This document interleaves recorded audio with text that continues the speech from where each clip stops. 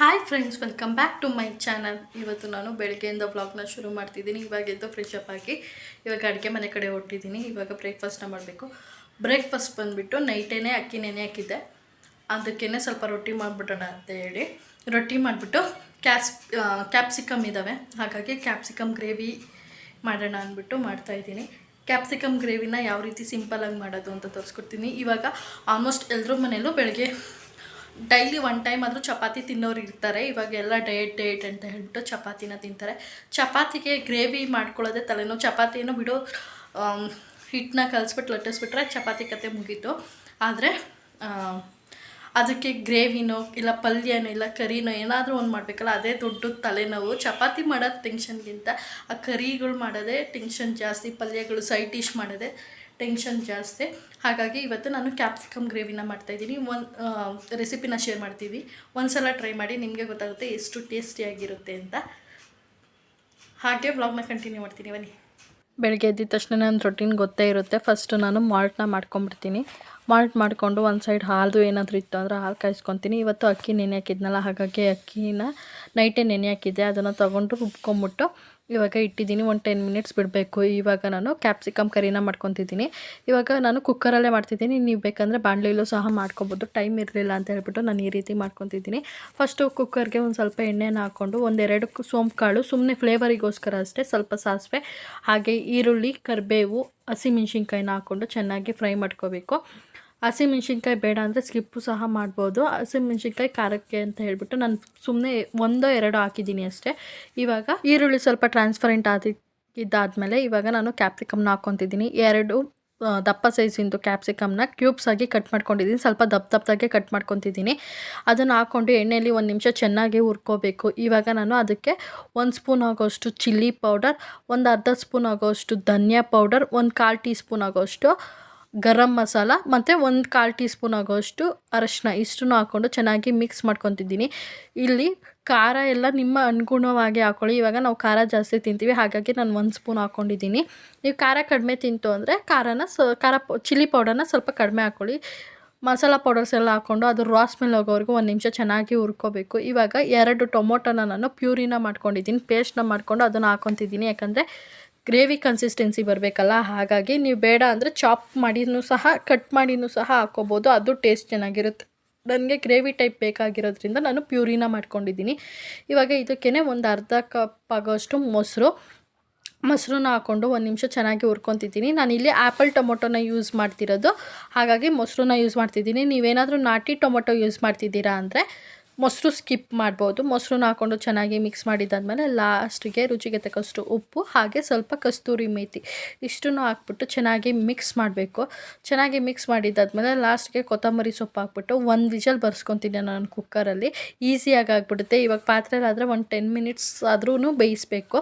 ಕುಕ್ಕರಲ್ಲಾದರೆ 1 ನಿಮಿಷ pressure cook ಮಾಡ್ತು ಅಂದರೆ ಅಷ್ಟಾಗ್ಬಿಡುತ್ತೆ. ಇವಾಗ 1 ನಿಮಿಷ ಚೆನ್ನಾಗಿ ಹುರ್ಕೊಂಡಿದ್ದಾದಮೇಲೆ ಟೊಮೊಟೊ ಪ್ಯೂರಿ ಮಾಡ್ಕೊಂಡಿದ್ದಲ್ಲ, ಅದರಲ್ಲೇ ಸ್ವಲ್ಪ ಟೊಮೊಟೊ ಪೇಸ್ಟೆಲ್ಲ ಹಾಗೆ ಇತ್ತು, ಅದಕ್ಕೆ ಒಂದು ಚೂರು ನೀರನ್ನ ಹಾಕ್ಬಿಟ್ಟು ಚೆನ್ನಾಗಿ ಮಿಕ್ಸ್ ಮಾಡಿಬಿಟ್ಟು ಇವಾಗ ಹಾಕ್ಕೊತಿದ್ದೀನಿ. ಲಾಸ್ಟಿಗೆ ಕೊತ್ತಂಬರಿ ಸೊಪ್ಪು ಹಾಕ್ಬಿಟ್ಟು ಒಂದ್ಸಲ ಚೆನ್ನಾಗಿ ಮಿಕ್ಸ್ ಮಾಡಿ ಕುಕ್ಕರ್ ಲಿಡ್ನ ಕ್ಲೋಸ್ ಮಾಡಿ 1 ವಿಷಲ್ ಬರ್ಸಿದ್ರೆ ಸೂಪರ್ ಟೇಸ್ಟಿಯಾಗಿರುವಂಥ ಕ್ಯಾಪ್ಸಿಕಮ್ ಕರಿ ರೆಡಿ ಇರುತ್ತೆ.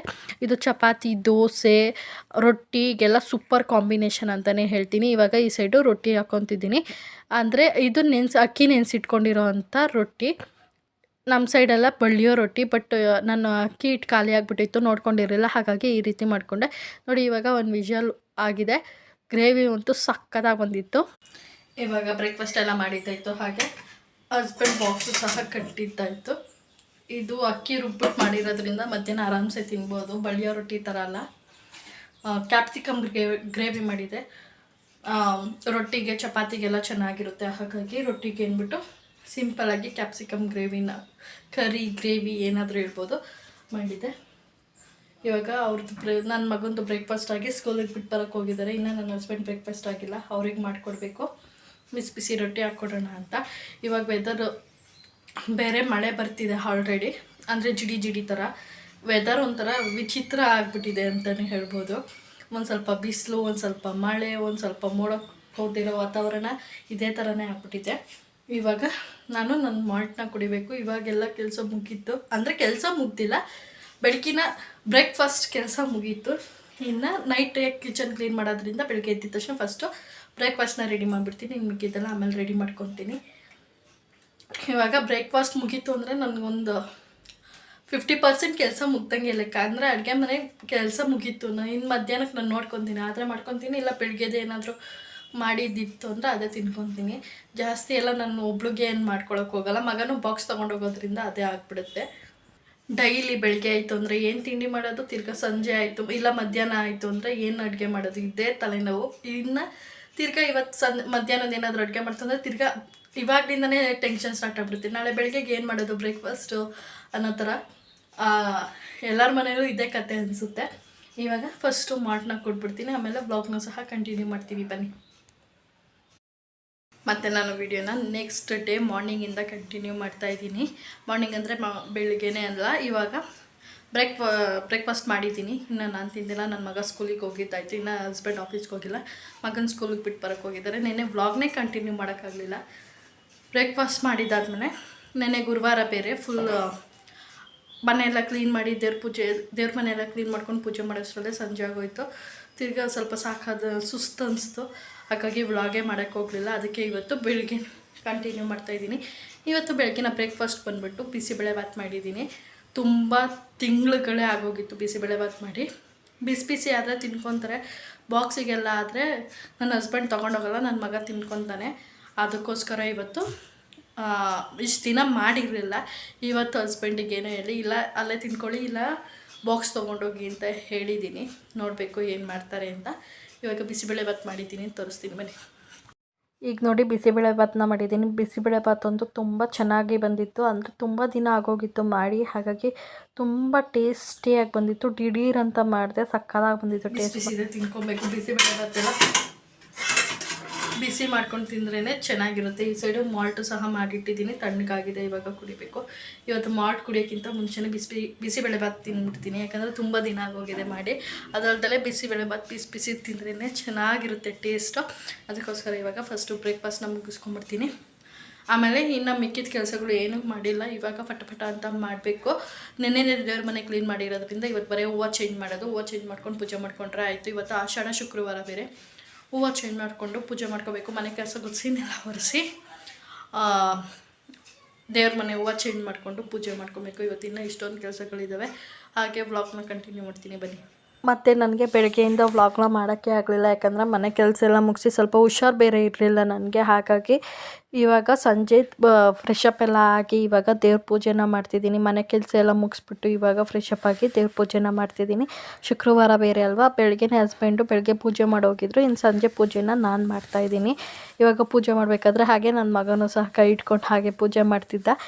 ಇವಾಗ ಪೂಜೆ ಎಲ್ಲ ಮುಗಿಸಿದ್ದಾದ್ಮೇಲೆ ಅಡುಗೆ ಏನಪ್ಪ ಮಾಡೋದು ಅಂತ ಯೋಚನೆ ಮಾಡಿ ಕೊನೆಗೆ ಎಗ್ ರೈಸ್ ಮಾಡಿಬಿಡೋಣ, ಬೇಗನೂ ಆಗುತ್ತೆ, ಈಸಿಯಾಗಿ ಮಾಡಿಬಿಡ್ಬೋದು, ಪಾತ್ರೆನೂ ಜಾಸ್ತಿ ಬೀಳಲ್ಲ ಅಂತ ಹೇಳ್ಬಿಟ್ಟು ಈ ರೀತಿ ಪ್ಲ್ಯಾನ್ ಮಾಡಿಕೊಂಡೆ. ಊಟ ಎಲ್ಲ ಮುಗೀತು. ಊಟ ಬಂದುಬಿಟ್ಟು ಸಿಂಪಲ್ಲಾಗಿ ಎಗ್ ರೈಸ್ನ ಮಾಡಿದ್ದೆ. ಅಡುಗೆ ಮಾಡೋಷ್ಟು ಇರಲಿಲ್ಲ, ಯಾಕಂದರೆ ಫುಲ್ ಬಾಡಿ ಪೇನ್ ಆಗಿಬಿಟ್ಟಿದೆ. ಬಾಡಿ ಪೇನ್ ಹೆಡ್ ಏಕ್ ಬಂದುಬಿಟ್ಟಿದೆ. ಅದಕ್ಕೋಸ್ಕರ ಅಡುಗೆ ಮಾಡೋದು ಬೇಡ, ಮಾಡೋಕ್ಕೆ ಮೂಡೇ ಇರಲಿಲ್ಲ. ಹಸ್ಬೆಂಡ್ ಬಿಡು ಹೋಟ್ಲಿಂದ ತೊಗೊಂಬರ್ತೀನಿ ಅಂದರು. ಹೋಟ್ಲಿಂದ ನಂಗೆ ತಿನ್ನೋಕ್ಕೆ ಇಷ್ಟ ಆಗ್ತಿರಲಿಲ್ಲ. ಇವತ್ತು ಏನಾದರೂ ಸ್ಪೈಸಿಯಾಗಿ ಖಾರವಾಗಿ ಏನಾದರೂ ತಿನ್ನಬೇಕು ಅನ್ನಿಸ್ತಿತ್ತು. ಅದಕ್ಕೋಸ್ಕರ ನನ್ನ ಹಸ್ಬೆಂಡೇ ಮಾಡ್ತೀನಿ ಅಂತ ಹೇಳಿದ್ರು. ನನ್ನ ಹಸ್ಬೆಂಡ್ನ ಬಿಡ್ತು ಅಂದರೆ ಟೇಸ್ಟ್ ವೈಸ್ ಚೆನ್ನಾಗಿ ಮಾಡ್ತಾರೆ, ಟೇಸ್ಟ್ ಬಗ್ಗೆ ಮಾತಾಡೋಂಗಿಲ್ಲ. ಬಟ್ ಕಿಚನ್ ಎಲ್ಲ ಫುಲ್ ಮೆಸ್ಸಿ ಮಾಡಿಬಿಡ್ತಾರೆ, ಎತ್ತಿಡಲ್ಲ, ತೊಗೊಂಡು ಅಲ್ಲೇ ಇಟ್ಬಿಡ್ತಾರೆ. ಎಲ್ಲರ ಮನೇಲೂ ಇದೇ ಥರನೇ ಇರುತ್ತೆ. ಹಾಗಾಗಿ ನಾನು 10 ಮಿನಿಟ್ಸೆಲ್ಲ ಆಗೋ ಅಡುಗೆಗೆ ಸುಮ್ಮನೆ ಒಂದು 1/2 ಅವರ್ 40 ಮಿನಿಟ್ಸ್ ಅಂತೂ ಬೇಕಾಗುತ್ತೆ ಕ್ಲೀನ್ ಮಾಡೋಕ್ಕೆ. ಅದಕ್ಕೋಸ್ಕರ ಅದ್ರ ಬದಲು ನಾನೇ ಮಾಡ್ತೀನಿ ಬಿಡಿ ಅಂತೇಳ್ಬಿಟ್ಟು ನಾನೇ ಮಾಡಿದೆ. ಯೂಶ್ವಲಿ ನನ್ನ ಹಸ್ಬೆಂಡ್ ಹೇಳ್ತಾರೆ ಬಾ ನಾನು ಮಾಡ್ತೀನಿ ಅಂತ, ಬಟ್ ನಾನು ಬಿಡಲ್ಲ. ಯಾಕಂದರೆ ಕ್ಲೀನ್ ಮಾಡೋ ಅಷ್ಟರಲ್ಲಿ ನನಗೆ ಸಾಕಾಗೋಗುತ್ತೆ.